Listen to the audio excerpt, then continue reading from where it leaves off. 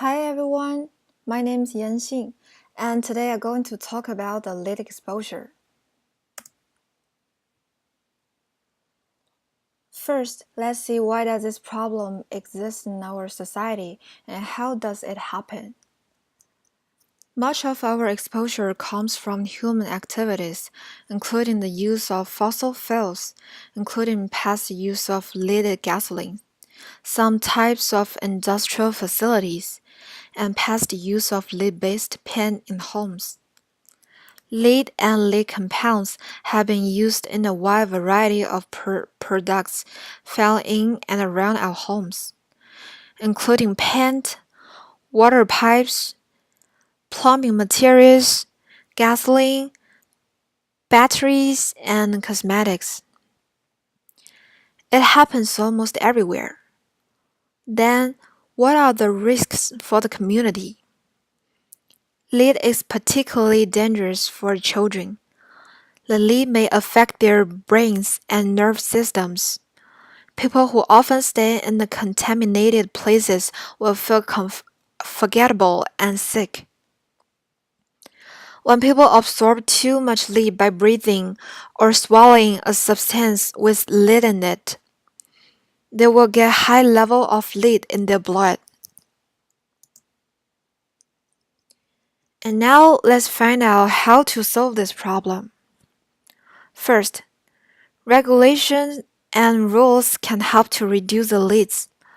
For instance, EPA is promulgating a rule that makes several targeted regulatory revisions to the existing national primary drinking water regulations for lead and copper. Second, financial resources for lead poisoning prevention activities can also help to prevent the lead exposure.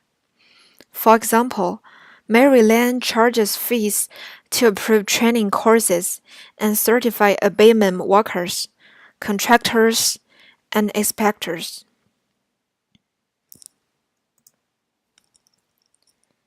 And how governments solve this lead exposure problem in history.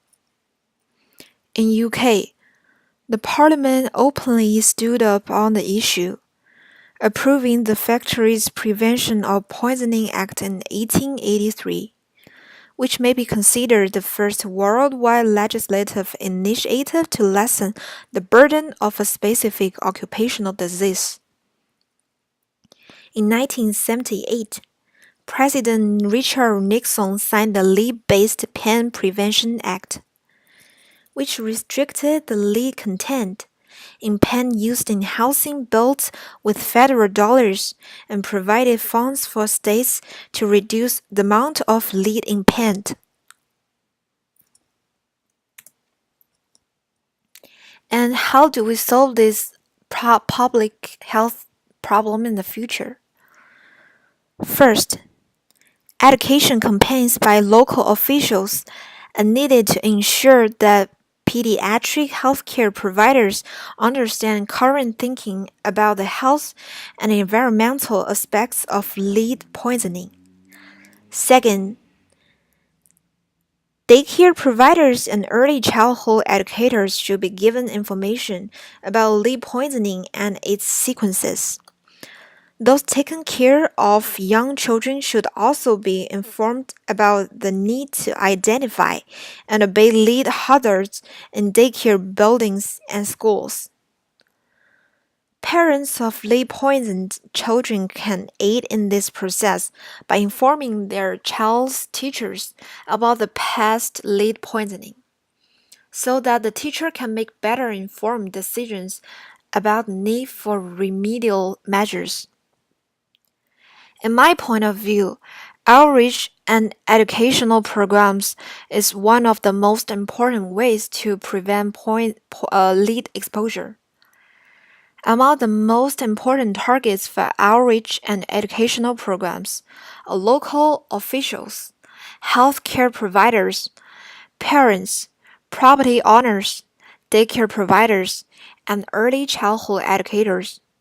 The outreach programs can be carried out through pamphlets and other written materials, local new media, public meetings, school programs, and social services agencies.